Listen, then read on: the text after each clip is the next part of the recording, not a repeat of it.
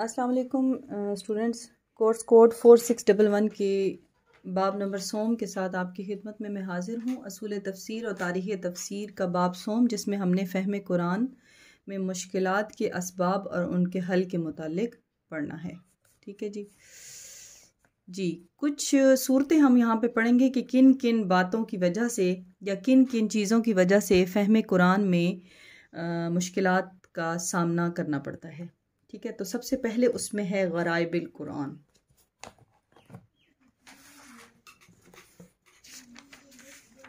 जी, गराइब कुरान का पहले मफहूम समझें कि गायब कुरान से मुराद गायबुल कुरान से मुराद ऐसे अल्फाज जो निस्बतन अजनबी और गैर मानूस होते हैं, यानी ये ऐसे अल्फाज होते हैं जिनके मानी में किसी हद तक इख्फा पाया जाता हो।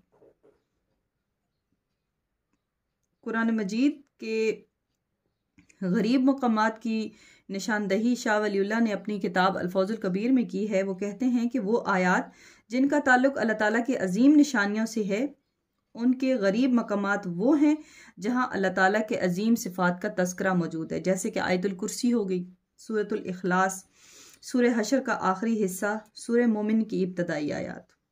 ठीक है, दूसरे नंबर पे वो कहते हैं कि वो आयात जिनका ताल्लुक कसस और वाक़यात से है, उनके गरीब मकामात वो हैं जहाँ पर कोई ऐसा किस्सा बयान किया गया हो जिनका कम जिक्र होता रहा, या किसी ऐसे किस्से को जो पहले से मालूम हो ज़रूरी तफसीलात के साथ पेश करना मकसूद था, या कोई ऐसा वाक़या जो अपने फ़वाइद और नताइज के एतबार से इंतहाई अहम था। ठीक है, फ़न अहकाम में गरीब मकामात से मुराद वो आयात हैं जिनमें हदूद इलाही का जिक्र है, या किसी ख़ास हालत को या वज़ा को मुअय्यन किया गया हो, जैसे कि मुतल्लिका औरत की इद्दत के लिए 3 तहर की मुद्दत का तयन, मिरास में वरसा के लिए अलग अलग हिस्सों का तयन, जना की हद 100 कोड़े मुअय्यन करना। अच्छा, गुर्बत या नुदरत और गराबत पैदा होने के असबाब क्या हैं? शाह वलीउल्लाह कहते हैं कि कुरान में मुख्तलिफ असबाब की वजह से गराबत पैदा होती है। एक तो इस वजह से कि बलागत कलाम या असलूब बयान की वजह से, मसलन सूरह रहमान की आयात नुदरत का अजीब व गरीब नमूना है। बाज़ दफ़ा वसी तर बातनी मफहूम रखने के वाले जो अल्फाज हैं उनमें भी नुदरत पैदा हो जाती है। अच्छा, अल्फाजुल कबीर में शाह वलीउल्लाह ने कुरान मजीद के चंद गरीब अल्फाज की मिसालें दी हैं, जैसे कि उन्होंने फरमाया कि कोतिबा अलैकुमुल क़िसासु फ़िल क़त्ला, मक़तूलीन के खून का बदला लेना तुम्हारे ऊपर फ़र्ज कर दिया गया। शाह वलीउल्लाह कहते हैं कि इस आयत में कसास का जो हुक्म है उसका बुनियादी नुक्ता यह है कि मकतूल और कसास में मुनासबत का लिहाज रखना ज़रूरी है, और आयत मज़कूरा में नुकसान और कसास में जिस शर्त की वजाहत की गई उसे कसास के हुक्म में शामिल समझना चाहिए। फिर वो एक और आयत के बारे में बताते हैं कि ये भी गरीब अल्फाज के पर मुश्तमिल है। यसअलूना का अनिल अहिल्लता, वो आपसे चांद के मुतालिक सवाल करते हैं। शाह वलीउल्लाह के नज़दीक यहाँ अहिल्लता चांद से अशहर महीने मुराद हैं, यानी हज के महीने, क्योंकि इसके बाद इस सवाल के जवाब में ये कहा गया, मतलब अगली जो आयत है वो ये कही गई, हिया मवाक़ितु लिन्नास वल हज, ये लोगों के वक्त मालूम करने और हज का जरिया है। तो शाह साहब कहते हैं कि यहाँ हज की तखसीस हमारे इख्तियार करदा मानी की तरफ रहनुमाई करती है, वरना सिर्फ इतना ही काफ़ी था कि ये वक्त मालूम करने का जरिया है।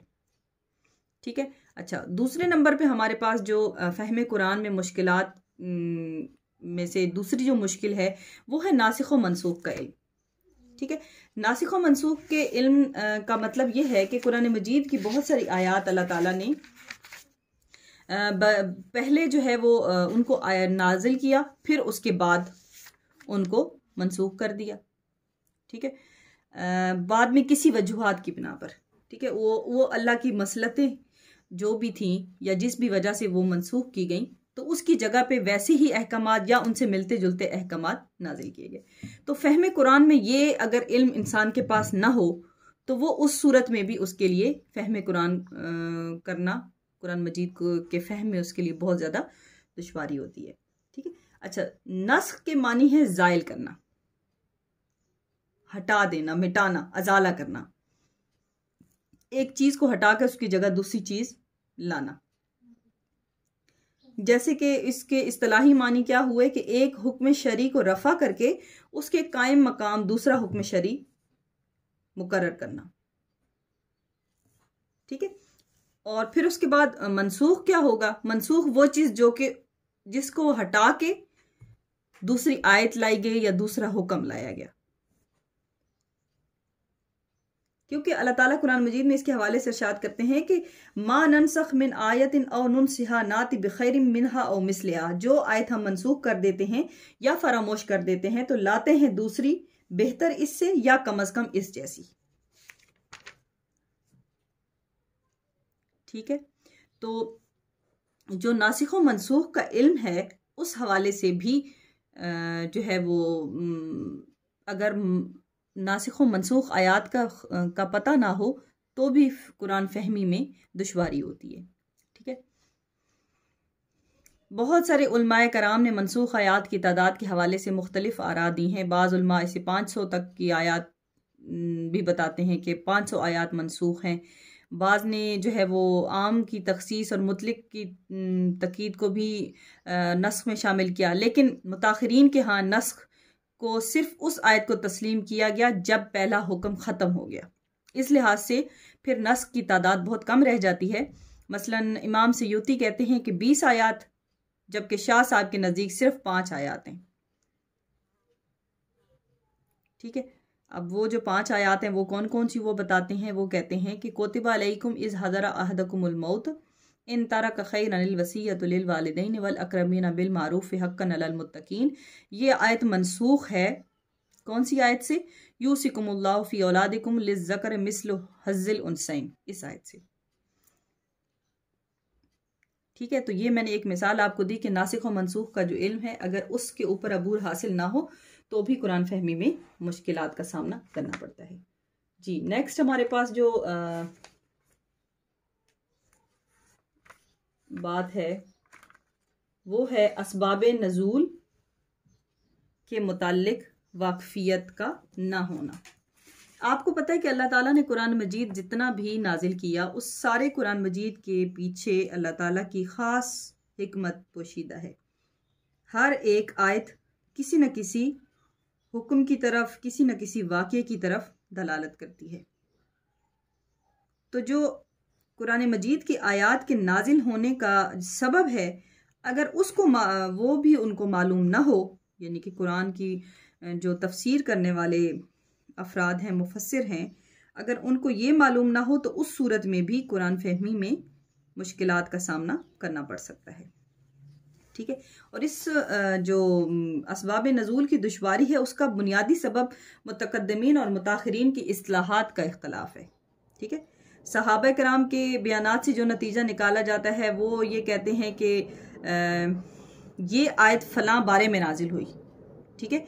तो उससे किसी ख़ास वाक़या वही मखसूस नहीं होता जो हज़रत सल्लल्लाहु अलैहि वसल्लम के मुबारक ज़माने में हुआ, नज़ूल आयत का सबब बना। ठीक है। अब इन हजरात की आदत थी कि वो ऐसे मौके पर जो आप सल्लल्लाहु अलैहि वसल्लम के ज़माने में या इसके बाद आए वो जिक्र करते थे तो कहते थे कि ये आयत ऐसे मौके पर नाजिल हुई। इससे ये लाजिम नहीं होता था कि ये उस वाक़या पर भी मुंतबिक है या असल यानी कि उस वाक़या के मुतल्लिक ही नाजिल हुई। कभी ऐसा भी हुआ है कि आप सल्लल्लाहु अलैहि वसल्लम के मुबारक ज़माने में कोई वाक़या हुआ और सहाबा कराम रज़ियल्लाहु ताला अन्हुम ने इसके मुतालिक कुछ सवाल किया तो इस पर आप सल्लल्लाहु अलैहि वसल्लम ने इसका हुक्म किसी आयत से अख्स फरमा कर उस मौका पर तिलावत कर दी। तो ऐसे वाक़यात को बयान करते हुए भी सहाबा कराम ये कहते थे कि नाजिलत फ़ी कज़ा, यानी अल्लाह ताला ने अपना हुक्म इस तरह से नाजिल फरमाया। इस कहने का ये मतलब होता था कि आप सल्लल्लाहु अलैहि वसल्लम ने इस आयत से इस्तिंबात करके या आप सल्लल्लाहु अलैहि वसल्लम के कल्बे मुबारक पर जो अलका हुआ या वही हुई उसके हिसाब से ये चीज़ बताई, ना कि ये कि उस मौका पर ये उतारी गई। तो जो मुफस्सिर है उसके लिए असबाब नज़ूल का सही तौर पर जानना बहुत ज़रूरी है। अच्छा, चौथे नंबर पे हमारे पास चीज़ आती है हज़फ। हज़फ किसे कहते हैं? सबसे पहले तो हज़फ के मफहूम को समझें कि हज़फ का मतलब है कलाम में बारियायत मुहावरा बाज अज्जाए कलाम या अदवात को हज़फ कर देना जिससे जिस कदर मानी में खफा हो जाए उसे हज़फ कहते हैं। यानी कि बाज अज्जाए कलाम को हज़फ कर देना, हज़फ कर देना, हटा देना, छुपा देना, यानी कि ऐसे कि उसके मानी में खफा हो जाए। हज़फ की कुछ मिसालें हैं, हज़फ की कुछ अक़साम हैं, जिनमें पहली है हज़फ मज़ाफ़, हज़फ मौसूफ़ और हज़फ मुतल्लिक़। अब इसमें एक मिसाल से समझें कि वलकिन्नल बिर्रा मन आमना, यहाँ पर एक लफ्ज़ बिर्रा मखजूफ है, यानी बिर मन आमना। अच्छा, मन फिस समावाति वल अर्द, यानी मन फिल अर्द। लफ्ज मन मखजूफ है क्योंकि एक चीज आसमान और जमीन में नहीं है, मतलब जो आसमान में है वही जमीन में तो नहीं है ना, तो इसलिए मन फिल अर्द में लफ्ज मन मखजूफ है। व असअलिल करियती अहलिल करिया, इसमें लफ्ज अहल मखजूफ है। और इसी तरह हरूफ भी कलाम अरब में बहुत मखजूफ होते हैं। ठीक है, तो ये जो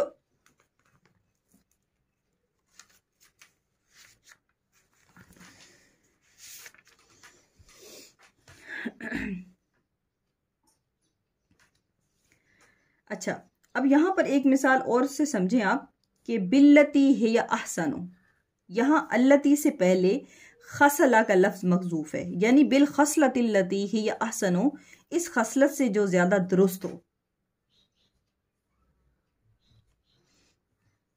तो जब कलाम में या मुहावरा में बाज अज्जाए कलाम को या अदवात को हज़फ कर दिया जाएगा तो उस सूरत में भी फ़हमे कुरान मजीद में मुश्किलात का सबब पैदा होगा। ठीक है, अच्छा, हज़फ की कुछ दीगर मिसालें भी अल्फाजुल कबीर में बताई गई हैं। कुरान मजीद में हज़फ की मुदर्रज झैल मिसालें भी मिलती हैं कि अज्जाए शर्त से अन की जज़ा का हज़फ करना, किसी जुमला के मुब्तदा को हज़फ कर देना, जुमला के दूसरे अज्जा का हज़फ करना। अहले अरब में हज़फ का एक आम अंदाज ये भी है कि वो उन मस्दर से पहले हरफ जार को हज़फ कर देते थे और उसे ला इन के मानी में इस्तेमाल करते थे, और कुरान मजीद में भी बाज़ मकामात पर यह असलूब इस्तेमाल हुआ है। तो शाह वलीउल्लाह के नज़दीक हज़फ का इल्म हासिल करना ज़रूरी है क्योंकि इससे नावाकफियत की वजह से कुरान फहमी में जो मुश्किलात हैं वो पैदा होती हैं। ठीक है, नेक्स्ट हमारे पास है अब्दाल। अब्दाल के जो लफ्ज़ है उससे ही अंदाज़ा होता है कि इसका मतलब है बदल देना। अच्छा, मुहावरे की रियायत या किसी गर्ज की वजह से एक कलमे को दूसरे कलमे में बदल देना अब्दाल कहलाता है। जैसे किसी मुअज़्ज़िज़ इंसान के लिए हम कहते हैं कि इरशाद फरमाइए, या किसी को कहा जाता है कि जी कहिए, फरमाइए, किसी को कहा जाता है बयान कीजिए, बोलिए। ये जो लफ्ज़ का बदल देना है किसी गर्ज की वजह से, एक कलमे को दूसरे कलमे से बदल देना, ये अब्दाल कहलाता है। अच्छा, शाह वलीउल्लाह ने अब्दाल की मुख्तलिफ सूरतें बयान की हैं। फेल की फेल से तब्दीली, इस्म की इस्म से तब्दीली, हर्फ की हर्फ से तब्दीली, जुमला की जुमला से तब्दीली, अच्छा, नकरा की मुआरफा से तब्दीली, जिन्स और अदद की तब्दीली, अज्जाए तरकीबी में तब्दीली, अज्जाए जुमला की तब्दीली और असलूब की तब्दीली। ठीक है, अब इसमें ये जो सूरतें बयान की गई हैं ये 8 हैं। इन 8 सूरतों को सिर्फ एक एक एग्जाम्पल से समझिएगा। जब फेल की तब्दीली फेल से होती है, जब किसी एक फेल को दूसरे फेल से किसी गर्ज की वजह से बदल दिया जाता है, मसलन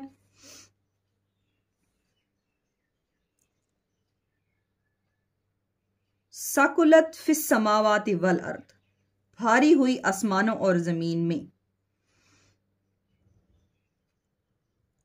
इस आयत में साकुलत हकीकत के मानी में इस्तेमाल हुआ है क्योंकि हर वो चीज़ जिसका इल्म आसमान और ज़मीन वालों पर पोशीदा होता है वो चीज़ सबके लिए दुश्वार हो जाती है। इसलिए ये तब्दीली अमल में लाई गई और ये एक ऐसी तब्दीली है जिसमें असल लफ्ज़ के इशारात मौजूद हैं, जबकि कोई चीज़ पोशीदा होती है तो आसमान और ज़मीन वालों पर इसका इल्म दुश्वार हो जाता है।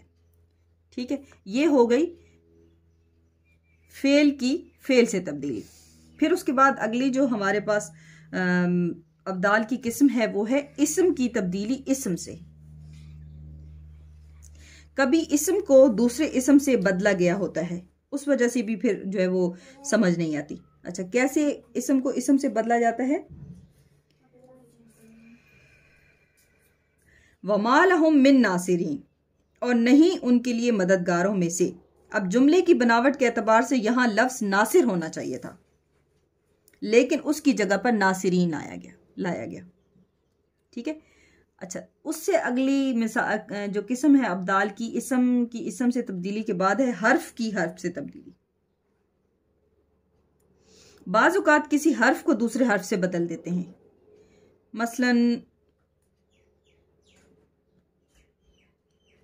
फलम्मा तजल्ला रब्बुहु लिल जबल, फिर जब उसके रब ने तजल्ली की पहाड़ के लिए। अब अलल जबल यानी पहाड़ पर, इस आयत में जबल के साथ हरफे जार लाम आया है और ये लाम अला की जगह इस्तेमाल हुआ है, यानी कोहे तूर पर अल्लाह की तजल्ली वैसी ही थी जैसी दरख्त पर इससे पहले हो चुकी थी। तो यहां पर हर्फ की तब्दीली हर्फ से हुई, लिहाजा यहां पर अब्दाल हो गया।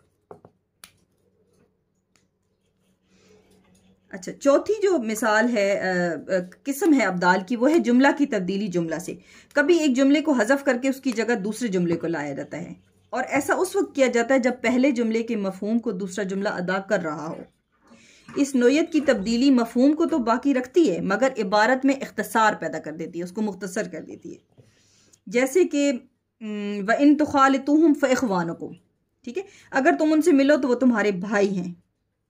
अब इसकी जो जुमले की तब्दीली दूसरे जुमला क्या हुआ इसका, इन तुखालितुहुम ला बास बिज़ालिका लिअन्नहुम इख्वानुकुम व शान अल अखी अन युखालिता अखाहु, यानी तुम अपना और उनका खर्च मुश्तरक रखो तो कुछ मज़ायका नहीं, इसलिए कि वो तुम्हारे भाई हैं और भाई की शान ये है कि वो अपने भाई से मिलजुल कर रहे। इस मिसाल में फ़इख्वानुकुम दलालत करता है ला बासे के मफहूम पर, लिहाजा ला बासे बिज़ालिका कहने के बदले फ़इख्वानुकुम फरमा दिया गया। तो जुमले की तब्दीली जुमले से करके उसको में इख्तिसार भी लाया गया, जिसकी वजह से फिर अब्दाल हो जाता है और अब्दाल की वजह से कुरान फहमी में मसला पैदा होता है। अच्छा, उसके बाद है नकरा की मुआरफा में तब्दीली। नकरा की मुआरफा से तब्दीली। बाज़ औक़ात असल जुमला इस बात का तकाजा करता है कि किसी लफ्ज़ को नकरा की सूरत में इस्तेमाल किया जाए, लेकिन इसके साथ लाम तारीफ यानी अलिफ लाम दाखिल करके तसर्रुफ कर दिया जाता है। इस सूरत में मारूफ जो मफहूम है वो नकरा का ही रहता है, लेकिन कलाम अपनी नकरा ही की हालत पर बाकी रहता है, लेकिन लफ्ज़ क्या बन जाता है, मुआरफा बन जाता है। जैसे कि वकील ही या रब्बा, और उसकी पुकार या रब ए मेरे रब। अब इस आयत में कील ही असल में कील लहू था, लेकिन इसे कील ही से बदल देने की वजह से कलाम में इख्तिसार पैदा हो गया। ठीक हो गया। उसके बाद हमारी है अगली जो छठी किस्म है अब्दाल की, वो है जिन्स और अदद की तब्दीली।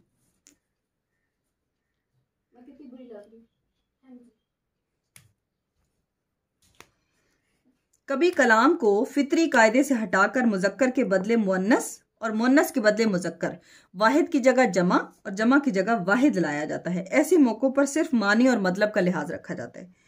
मसलन फलम्मा राशम्सा बाज़िगन हाजा काला हाजा रब्बी हाजा अकबरो, फिर जब उसने आफताब को रोशन देखा तो उसने कहा ये मेरा रब है, ये बहुत बड़ा है।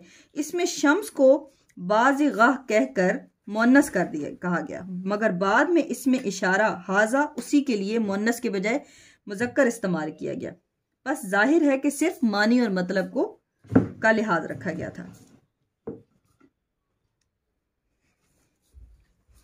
जी सातवीं और हाँ जी सातवीं सेकंड लास्ट इसकी जो किस्म है अज्जाए जुमला की तब्दीली। आम तौर पर जुमला की फितरी साख्त का तकाजा ये होता है कि जुज की सूरत में जुज और शर्त को सूरत शर्तिया और जवाब कसम को जवाब कसम की सूरत में रखा जाए। ताहम कभी बाजू का तसर्रुफ होता है और अज्जा को एक मुस्तकिल जुमला बना देते हैं। ऐसा उस वक्त होता है जब किसी खास मानी की तरफ मिलान हो और उसके साथ कोई ऐसी बात कायम रखी जाए जो किसी लिहाज से असल बात की तरफ दलालत करती हो। मसलन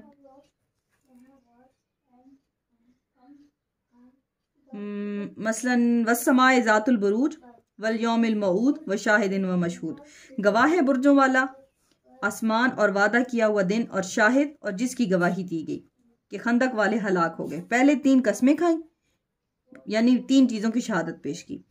फिर इन 3 कस्मों का जवाब आखिरी आयत में दे दिया। किस तरह? कुतिला अस्हाबिल अखदूद, मतलब ये कि जिस तरह ये तीनों बातें हक हैं, इसी तरह अमाल की पैदाश भी यकीनी है। ठीक है। आखिरी जो चीज़ है अब्दाल में वो है असलूब की तब्दीली, यानी कभी कलाम के असलूब में तब्दीली कर दी जाती है, लेकिन कलाम के असलूब का तकाजा ये होता है कि खिताब की हैसियत से ही कलाम किया जाए, लेकिन गायब की हैसियत से कलाम किया जाता है। जैसा कि फमशू फी मना के बेहा, बस तुम चलो इसके अतराफ में। यहाँ इमशू तुम चलो अमर का सीगा है जो इंशा की एक किस्म है। इसके इस्तेमाल की वजह से जुमला इंशाइया हो गया, हालांकि मफहूम के एतबार से ये जुमला खबरिया था। जी, ये हो गया हमारे पास अब्दाल, जिसकी हमने 7 अक़साम पढ़ी। फिर उसके बाद एक और चीज़ है जिसकी वजह से फ़हम कुरान में मुश्किलात पैदा होती है, और वो है तकदीम व ताख़ीर। अच्छा, कभी कभी जुमले की तरतीब में तकदीम व ताख़ीर की वजह से भी मतलब समझने में दुश्वारी पेश आती है। जैसे कि इल्ला आल लूतिन इन्ना लमनजूहुम अजमईन इल्ला इम्राअतहु, मगर लूत के लोग कि हम उन सबको ज़रूर बचा लेंगे सिवाय उसकी औरत के। यहाँ 2 जगह इल्ला फरमाकर इस्तस्ना कर दिया गया, इससे दुश्वारी पैदा हो गई। अब जैसे फमा युकज़्ज़िबुका बादु बिद्दीन, बस कौन सी चीज़ है जो तुम्हें जजा के बारे में झुटलाती है। इस आयत का मफ़हूम मुतय्यन करने की दुश्वारी इसलिए आती है क्योंकि इस आयत के आगे जो मुत्तसिल आयत है लक़द खलक़नाल इंसान फ़ी अहसन तक़वीम, हमने इंसान को बेहतर सूरत में पैदा किया, इन दोनों आयतों में कोई रब्त नज़र नहीं आता। इस वजह से जो पहली आयत है उसके मफ़हूम को समझने में दुश्वारी पैदा होती है। ठीक है, ये हो गया हमारा तकदीम व ताख़ीर के बारे में। अच्छा, फिर उसके बाद हमारे पास 7 नंबर पर जो चीज़ आती है वो है महकमात व मुतशाबिहात। अब आयात 2 तरह की है, एक महकमात में है और एक मुतशाबिहात में। मुहकम के बारे में की तारीफ़ क्या है कि महकम आयात से मुराद वो आयात हैं जिनके मफ़हूम के मुतालिक अरबी ज़बान के माहिर शख्स को किसी किस्म का तरद्दुद या तज़ब्ज़ुब ना हो और जिनका साफ और सरीह मफ़हूम के सिवा कोई दूसरा मफ़हूम ना निकल सकता हो। और मुतशाबिह आयात से मुराद वो जिसके बैक वक्त 2 तरह के मानी मुराद लिए जा सकते हों और बज़ाहिर कोई ऐसा करीना या कोई ऐसा तरीका ना हो जिससे एक मानी के हक में फैसला दिया जा सकता हो। ठीक है, जब महकमात और मुतशाबिहात के बारे में इल्म ना हो या उसकी समझ ना हो तो उस सूरत में भी फ़हम कुरान में मुश्किलात का एहतमाल होता है। जी, नेक्स्ट हमारे पास है तारीज़। तारीज़ किसे कहते हैं?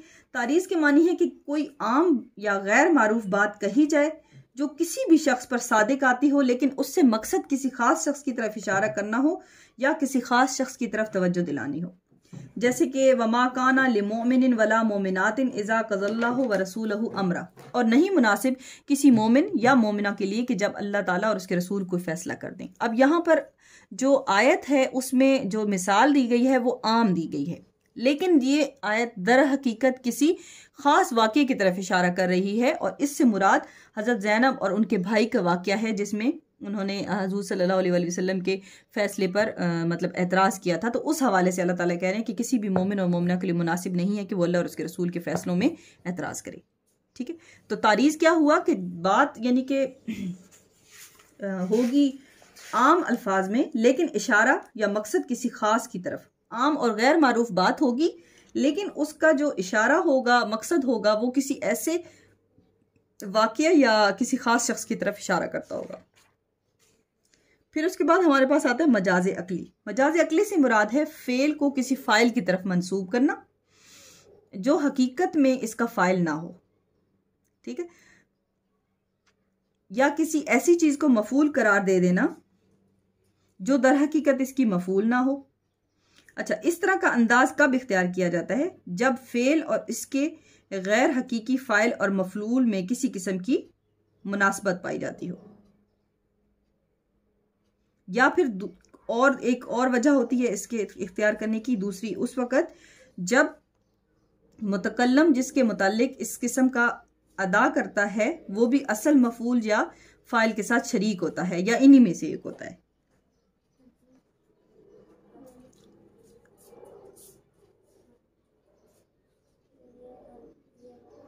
जैसे कि हम कह सकते हैं कि अमीर ने महल बनाया, ठीक है, अमीर ने महल बनाया, हालांकि उसको बनाने वाले कौन थे? उसको बनाने वाले तो मामार थे ना। इसी तरह से बहार ने सब्जा उगाया, अब उगाने वाला कौन है? उगाने वाला तो अल्लाह ताला है। तो इसमें जब किसी फेल को किसी फाइल की तरफ मंसूब कर दिया जाए जो हकीकत में फाइल ना हो, यानी कि काम जो किया जा रहा है या जो काम है उसको उस फाइल की तरफ मंसूब कर दिया जाए जिसने वो काम नहीं किया। जैसे कि मामार की बात करें हम कि ये महल अमीर ने महल बनाया। अब महल अमीर ने तो नहीं बनाया, अमीर ने तो उस महल को बनाने का हुक्म दिया। महल तो असल में बनाया किसने? मामारों ने बनाया। ठीक है जी, ये हो गई हमारे पास मजाजे अकली।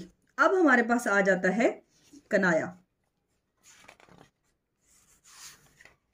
जी, कनाया से मुराद कोई ऐसी बात कही जाए जो बजाते खुद मुराद ना हो, बल्कि इसका मकसद ये हो कि सुनने वाले का जहन एक ऐसी बात की तरफ मुंतकिल हो जाए जो इस बात का लाजमी नतीजा होगी।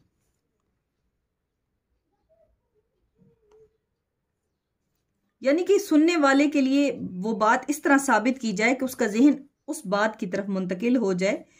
जैसे कि हम इसकी मिसाल लेते हैं, अजीम और रिमाद, उसके बावर्ची खाने में बहुत ज़्यादा राख निकलती है या उसके बावर्ची खाने में बहुत ज़्यादा राख है, तो उसका मफहूम क्या है? मतलब उसका जो बताने के बाद सुनने वाले शख्स के दिमाग में क्या चीज़ आएगी? सुनने वाले के दिमाग में क्या मफहूम आएगा इसका कि अच्छा उस घर में आग ज़्यादा जलती है।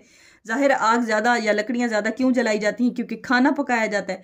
तो फिर इनडायरेक्टली उसका मफहूम सुनने वाले के जहन में ये बनेगा कि अच्छा वो एक मेहमान नवाज है, क्योंकि इसी सूरत में घर में खाना ज़्यादा पकेगा, जब ज़्यादा पकेगा तो लकड़ियाँ ज़्यादा जलेंगी और जब लकड़ियाँ ज़्यादा जलेंगी तो राख बनेगी। ठीक है, तो कनाया कहते हैं ऐसे कलाम को जिसमें कोई बात किसी सुनने वाले के लिए इस तरह साबित हो जाए कि उसका जहन उस बात की दूसरी एक यानी कि बात की तरफ मुंतकिल हो जाए जो इस बात का लाजमी नतीजा निकलेगी। अच्छा, इसकी एक एग्जांपल और कर लेते हैं।